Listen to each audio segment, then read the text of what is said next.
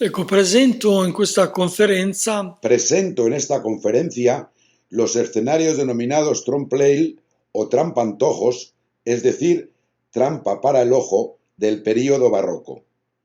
Para iniciar el tema utilizo un ejemplo muy concreto, como es la iglesia reconstruida Frauenkirche de Dresde, construida en el año 1743. questa chiesa è stata bombardata Esta iglesia fue bombardeada en el año 1944 y en esta foto vemos el estado en el que quedó. Después de la caída del muro de Berlín, la Alemania del Este, unida a Alemania, quiso llevar adelante la idea de reconstrucción de la iglesia, pues era un monumento fundamental de la época y de la ciudad. e così abbiamo Por avuto ello, fue restaurada la Frauenkirche, tal como la podemos ver hoy en esta imagen. Fue reconstruida tal como era originalmente gracias a un trabajo de restauración excelente. Me interesa sobre todo ver su interior. questo interno ci fa vedere El come interior nos permite ver cómo la iglesia fue construida en 1743 a imagen de un teatro con sus elementos característicos. Es decir, arriba y bajo la cúpula vemos una serie de asientos similar a la galería de un teatro, mientras que en el piso inferior se aprecian de forma muy clara los palcos. Posteriormente veremos el escenario y la platea. scena che viene dopo. Ecco, mi sembra molto importante Considero importante mostrar estos aspectos porque nos ayudarán a entender el espíritu del barroco cuando entramos en la iglesia. El barroco no ha aportado novedades artísticas, pues el drama que se desarrolla en el interior del templo cristiano en su encuentro entre el cielo y la tierra durante el sacrificio de la misa es un aspecto que está siempre presente. Pero la época barroca añade sobre todo la reinterpretación de los elementos artísticos existentes de una forma extraordinariamente intensa. Por eso, añadiría que todo resulta más teatral y más exagerado al sobredimensionar los símbolos ya existentes, entre los que hablaré de los escenarios trompe-l'œil o trampantojos, por considerarlos el culmen de la exageración que el barroco proporciona a la comprensión católica del sacrificio y de la iglesia. della chiesa. Ecco, a pandan con l'immagine Continuando con la imagen que hemos visto anteriormente, la Frauenkirche reconstruida, vemos en el centro el presbiterio sobreelevado, lo que nos permite entender cómo aquí, en el santuario, se desarrolla el encuentro entre el cielo y la tierra. También vemos en la platea a los fieles en el costado. Se puede ver incluso el palco y encima la galería que he mencionado anteriormente. menzione iniziale entro propriamente dentro il mio Con este planteamiento inicial paso a desarrollar mi argumento. Aquí, y por medio de una cita de Timothy Verdon en su libro El arte sacro en Italia, de la editorial Mondadori, trato de profundizar mi argumento. Timothy Verdon señala que el arte de los siglos XVI y XVII experimenta una proliferación de cielos imaginarios, llenos de santos que contemplan el empíreo. El significado de estas visiones celestiales fue propuesto por un predicador, el canónigo Bambacari, quien describe la devoción ideal señalando que los interiores de las iglesias deben constituir retratos del paraíso en la tierra, es decir, un cielo que se emplaza en la tierra y viceversa. Continúa diciendo que delante del altar los fieles deben estar como los serafines que vio Isaías, asustados por un miedo devoto que hace temblar y con los ojos vendados, como ante el reflejo de la divina majestad. Otro predicador, el fraile Alessandro Terzi, y siempre en esta época, desarrolla esta idea. Tan pronto como se entra en la iglesia, el hombre cristiano deberá cubrirse inmediatamente con tal espíritu de piedad que le robe todas las cuestiones mundanas y le mueva y le inicie en los asuntos celestiales. Estas citas literales de estos dos predicadores de la época las veremos ahora traducidas en los escenarios que voy a presentar. Parto sobre todo de una serie de planteamientos históricos. El primero que encontramos para explicar la idea barroca del edificio de culto es el simbolismo cuadrado-círculo, que sabemos desde siempre por la simbología religiosa que representa la tierra y el cielo. El cuadrado representa la tierra, pues los hombres de la antigüedad estaban acostumbrados a pensar, siguiendo la cosmogonía tolemaica, que la tierra era plana, por lo que los límites de la misma serían un cuadrado. Por su parte, las cosas divinas, las cosas del más allá no tienen lados, pues hablan del infinito, por lo que vienen simbolizadas por el círculo o la esfera.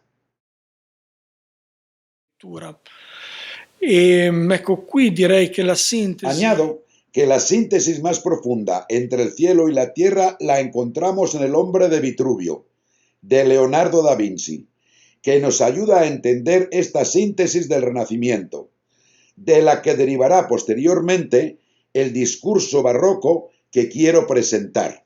L'uomo comprende... El hombre, en una determinada posición, comprende las dimensiones del cuadrado, lo que significa que el hombre comprende toda la realidad de lo que es de la tierra.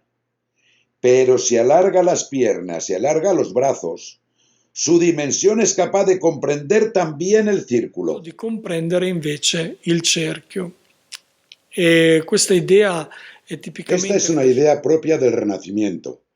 Es decir, el hombre es la medida de todas las cosas creadas e increadas. En una lectura religiosa, podremos decir que el hombre es la imagen de Cristo, quien por su encarnación une en su única persona el cielo y la tierra. Este simbolismo del cuadrado y el círculo, ya conocido por los antiguos, viene expresado especialmente en las basílicas paleocristianas, si bien no exactamente de este modo. Vemos aquí que la iglesia de Rávena tiene una dimensión cuadrada, lo que indica que la iglesia está en la tierra. Posteriormente, no se añade el elemento cielo. Vemos que en el fondo, en el ábside, hay una especie de ventana que se abre, tiene dimensiones semicirculares y habla del cielo. En cierto modo, podemos decir que aquí tenemos el cuadrado con las dimensiones de la iglesia y dentro se inscribe la dimensión del círculo. Este planteamiento resulta mucho más evidente en el románico, como vemos de forma muy clara en esta iglesia, cuyo modelo se reproduce en todas las iglesias de la época. Y así, la nave tiene una sección cuadrada por debajo de los capiteles, es decir, la tierra habitada por Dios, mientras que por encima de los capiteles se abre un semicírculo que simboliza el círculo, el cielo. Cielo y tierra, por tanto. ¿Qué es la iglesia? El lugar de la tierra donde viene a habitar el cielo y donde la tierra quiere abrirse a una dimensión ulterior y abierta al cielo. Este concepto, desarrollado de una forma en el arte paleocristiano y desarrollado a su vez de forma distinta en el románico, se convierte en el barroco en esto que vemos. El escenario trompe-l'œil o trampantojo. He querido mostraros la exageración de la Catedral de Toledo, donde se puede ver muy bien cómo se ha perforado la bóveda del ambulatorio, y el fresco que está encima, sabiamente iluminado por una ventana, permite imaginar a quien está dentro de la iglesia que en ese lugar ha desaparecido el techo para dar paso a la ulterioridad.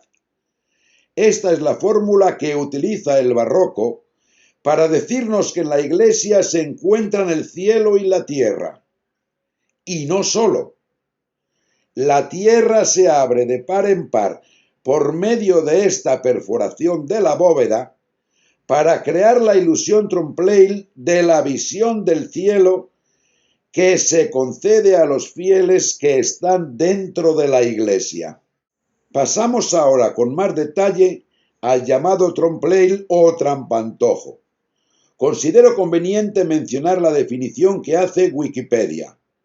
El trompe-l'œil, término francés, literalmente engañaojo, en español trampantojo o trampa en el ojo, es una técnica pictórica que por medio de efectos ópticos produce en el observador la ilusión de ver objetos reales y tridimensionales, pintados en realidad sobre una superficie bidimensional. El trampantojo consiste especialmente en pintar un tema de forma tan realista que hace desaparecer a la vista la pared sobre la que está pintado. Por ejemplo, el trompe-l'œil se encuentra su fuerte en la representación de ventanas, puertas o atrios, para crear la ilusión de que el espacio interior de un ambiente es mucho más amplio. Existen ya ejemplos en la Grecia antigua, en la sociedad romana y en épocas sucesivas, hasta el arte contemporáneo. Parece ser que esta expresión nació en el barroco, aunque esta técnica presenta muchos precedentes anteriores. Se citan ahora algunos ejemplos que muestro con más detalle. Aquí tenemos un primer ejemplo, del año 1306, de un trampantojo muy logrado en la capilla de los Scrovegni de Giotto. Parece tridimensional, pero se trata en realidad de una pintura bidimensional. La pittura bidimensionale. Ancora un esempio forse ancora più classico. Un ejemplo quizá más clásico, del año 1465, es la Cámara de los Esposos en el Palacio Ducal de Mantua, obra de Mantegna. Esta obra está en el techo de la habitación de los esposos, quienes al mirar hacia arriba podrían contemplar un fragmento del cielo que se abría sobre ellos. Otro ejemplo clásico muy citado lo vemos en la iglesia de San Sátiro de Milán, obra de Bramante del año 1482 en pleno Renacimiento.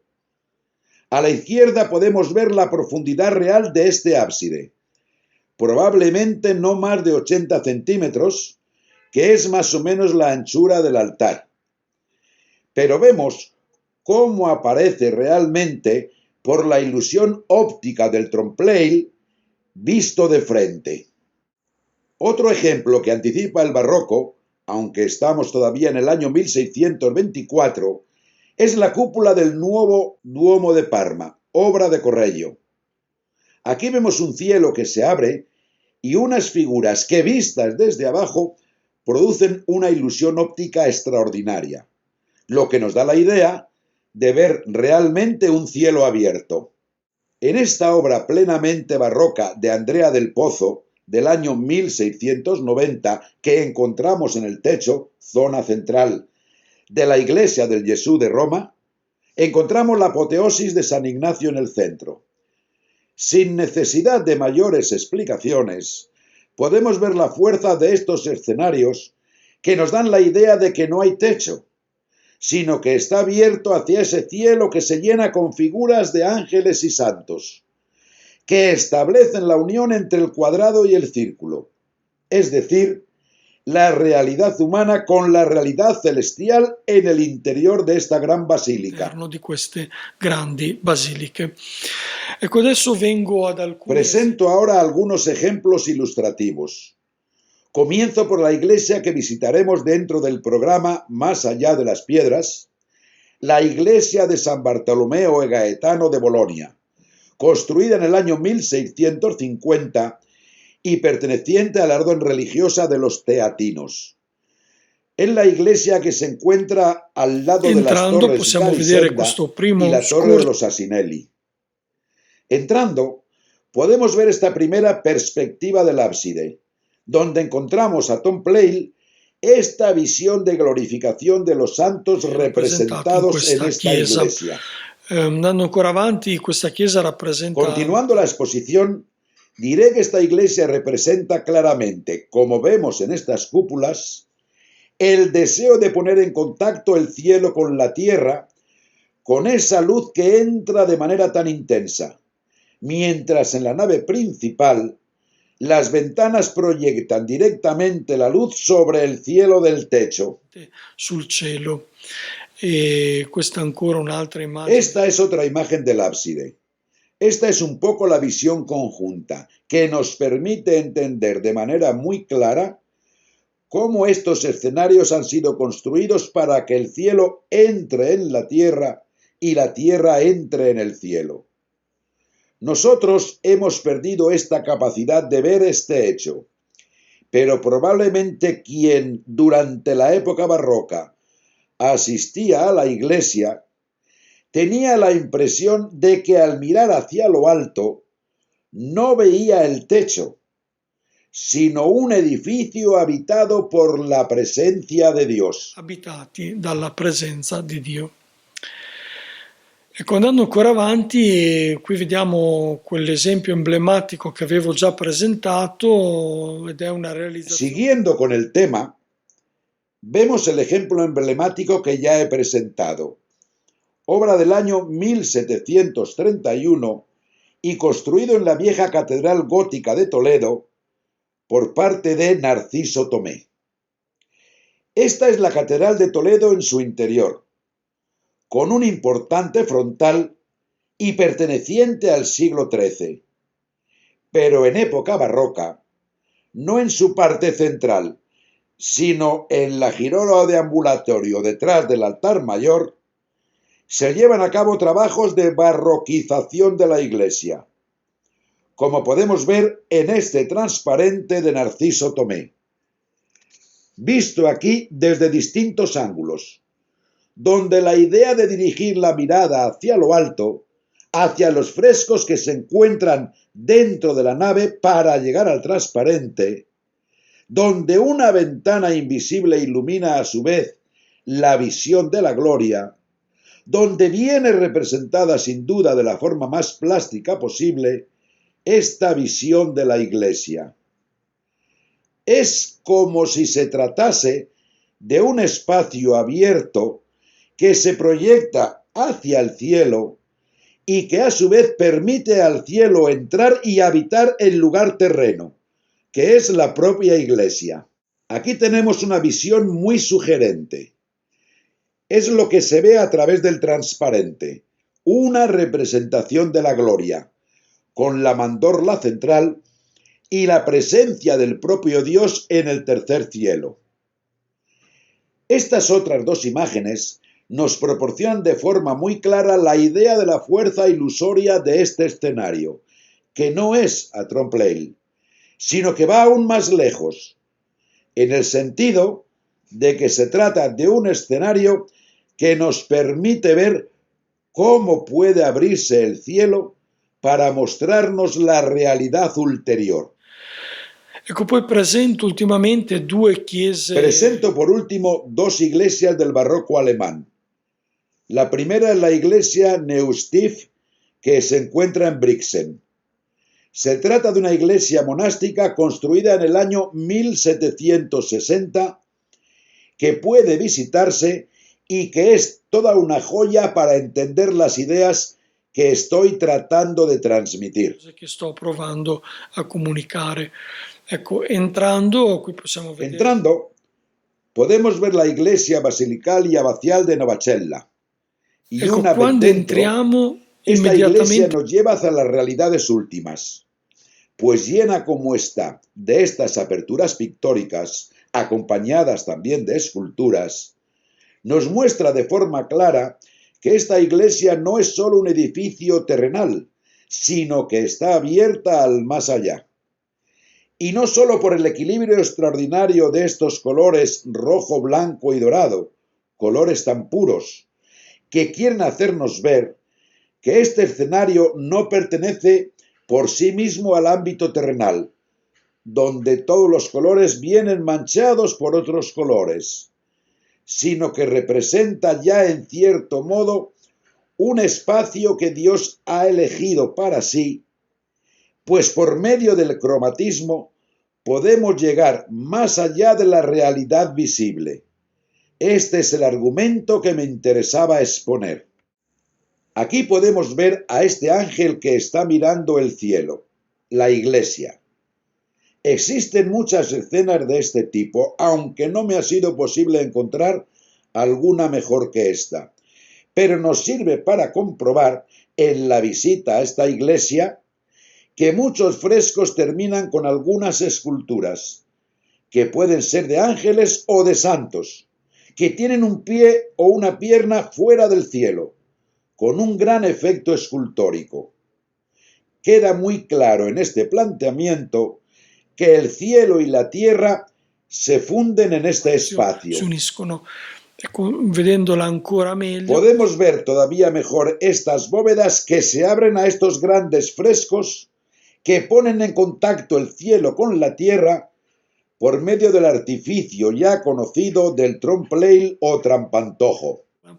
ecco, così andando ancora avanti nella descrizione, Siguiendo con la descripción, podemos ver este gran rosetón en el interior de esta nave y cómo en el sector central el techo se abre para poner en contacto estas dos realidades, que serían inasimilables de otro modo. El gran milagro que se produce en el templo cristiano.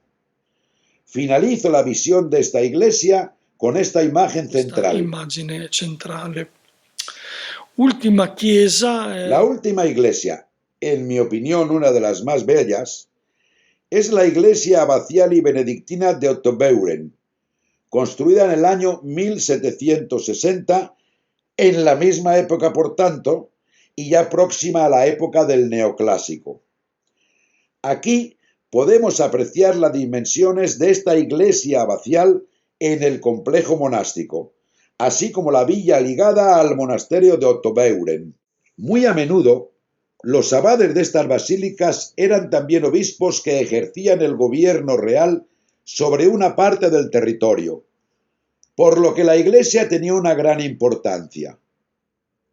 Pasamos ahora a ver la iglesia, que aparece así desde el exterior, y una vez dentro, podemos contemplar el esplendor tanto de los cromatismos puros ya mencionados anteriormente, que son iluminados por la luz de los ventanales, produciendo unos efectos asombrosos, y que nos hacen sentirnos a las puertas de la eternidad de estas iglesias, no sólo por el equilibrio que manifiestan, sino de forma especial, como ya hemos apuntado en el caso de Nova Cella y de forma más evidente todavía en esta amplia nave, por estos paños que se abren tanto en el ábside como en la nave y que nos presentan un cielo que quiere estar presente en la tierra y una tierra que quiere estar presente en el cielo.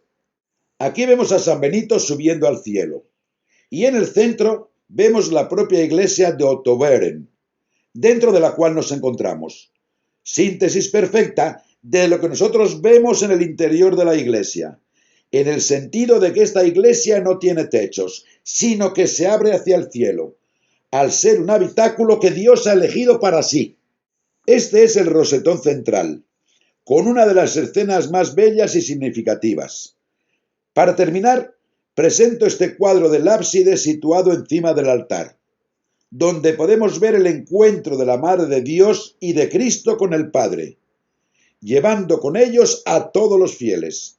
Creo que esta es una imagen muy clara para ilustrar el recorrido que he intentado hacer y que nos permite apreciar cómo por medio del artificio del trompe-l'œil o trampantojo, el barroco quiere representar un concepto ya presente en el mundo cristiano, pero con una mayor intensificación del aspecto de fusión entre el cielo y la tierra, con una gran teatralidad y un engaño del ojo como es el trompe-l'œil o trampantojo. inganno per l'occhio che è il trompe-l'œil.